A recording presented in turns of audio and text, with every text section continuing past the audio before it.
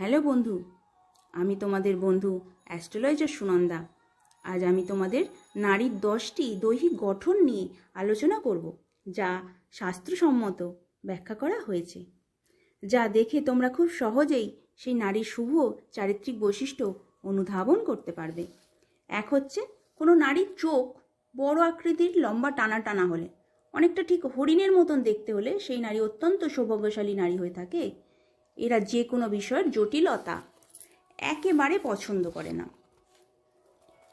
দাঁতের মধ্যে যদি কোনো নারীর ফাঁক যুক্ত হয়, দুটো দাঁতের মধ্যে যদি কোনো নারীর ফাঁক যুক্ত হয়, এরা খুব লক্ষ্মীশ্রীযুক্ত হয়ে থাকে। মা লক্ষ্মীর আশীর্বাদ এদের উপর সর্বদা বর্তমান থাকে। 3, গলার স্বর। কোনো নারী যদি কর্কশ ভাষীযুক্ত হয়, সেটা ভালো না।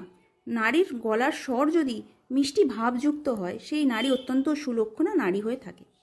4, যে নারীর গলার স্বর ভাঙা ভাঙা যুক্ত, তাদের বয়সের সাথে সাথে রোগের ভোগান্তি থাকে।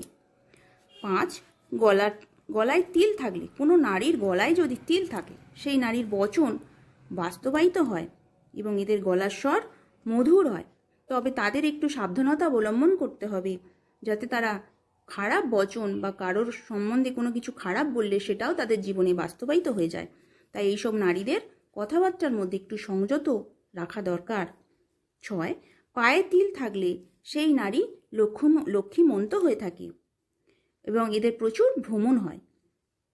হাঁটার সময় যে নারীর পায়ে শব্দ হয় না, অর্থাৎ যে নারীরা পা ঠুকে ঠুকে হাঁটে না, তারা অত্যন্ত সৌভাগ্যশালী নারী হয়ে থাকে। এরা যেমন অবস্থাতেই থাকুক না কেন, মানুষদের এরা সম্মান করে। পায়ের বুড়ো আঙুল গোল ও লম্বা আকৃতির, পায়ের বুড়ো আঙুল গোলাকৃতি এবং লাল আভাযুক্ত হলে সেই নারী সৌভাগ্যবান হয়ে থাকে। এরা যাদের সাথেই থাকে তাদের সংসারে সৌভাগ্য নিয়ে আসে। হাত গোলাপি আভাযুক্ত হলে এবং সেই আঙুলগুলো যদি লম্বা আকৃতির হয় এবং মসৃণ আকৃতির হয়, এরা অত্যন্ত সৌভাগ্যশালী নারী হয়ে থাকে। আর শেষ বৈশিষ্ট্য 10 নম্বর, সেটা হলো চুল। কোনো নারীর চুল যদি লম্বা, ঘন, কালো হয়ে থাকে, তবে সেই নারী অত্যন্ত সুলক্ষণা নারী হয়ে থাকে। মা লক্ষ্মীর আশীর্বাদ এরা সর্বদা বর্তমান থাকে এদের উপর। তবে বন্ধুরা, একটা কথা বলি, প্রতিটি নারী হলো মাতৃরূপী, মাতৃস্বরূপা প্রকৃতি। প্রতিটি নারীকেই সম্মান করা উচিত, তার বৈশিষ্ট্য যেমনই হোক না কেন। নারীকে সম্মান না করলে কারোর উন্নতি সম্ভব নয়, কারণ তারাই হলো আমাদের প্রকৃতি, আমাদের মাতৃস্বরূপা, যাকে আমরা মা লক্ষ্মী রূপে পুজো করি। প্রতিটি নারীর মধ্যেই মা লক্ষ্মীর বৈশিষ্ট্য বিদ্যমান থাকে।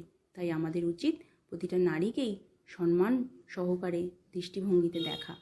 সবাই ভালো থেকো বন্ধুরা, সবাই ভালো থেকো এবং নারীদের সম্মানের চোখে দেখো।